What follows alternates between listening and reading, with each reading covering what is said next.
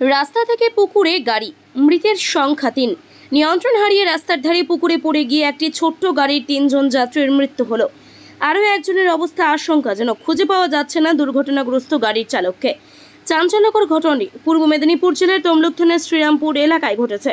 নিয়ন্ত্রণ হারিয়ে একটি প্রাইভেট গাড়ি রাস্তার পাশে পুকুরে পড়ে যায়। কতক্ষণ কখন হয়েছে ঘটনাটা? দুটোর দিকে। কে দেখলো প্রথমে?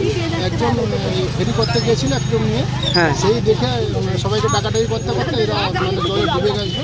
হ্যাঁ, তারপরে সবাই স্থানীয় লোক এসে ওদেরকে সামনে ওই জলে তো ডুবে গেলে সেখান থেকে আড়াতে তুলে নিয়ে গিয়ে সবাইকে কাঁচটা ভেঙে তুলছে। তোলার পরে মোটামুটি 3 জনই ভালো নয় অবস্থা, হসপিটালে নিয়ে গেছে। আর হচ্ছে ড্রাইভারকে পাওয়া মানে সে বেরিয়ে চলে গেছে, তাকে আর দেখতে পাওয়া যায়নি। মোটামুটি 3 জনের অবস্থা খুব খারাপ। মানে কতক্ষণ ছিল ওরা জলের ভেতরে? জলে কম করেও ছিল 15 মিনিট 15-20 মিনিট। নাম পরিচয় জানা গেছে? নাম এখানে আত্মীয়, আর এখানে স্বপন মাঝি বলে তার ছোট ছেলে গাড়ি চালাচ্ছিল? না সেই ছিল মানে হাতেই ছিল, গাড়ির ভেতরে ছিল। আর তার বাড়ির লোকেরা? বাড়ি এই কাছাকাছি বাড়ি। ঘটেছিল এখানে গাড়িতে 4 জন ছিল।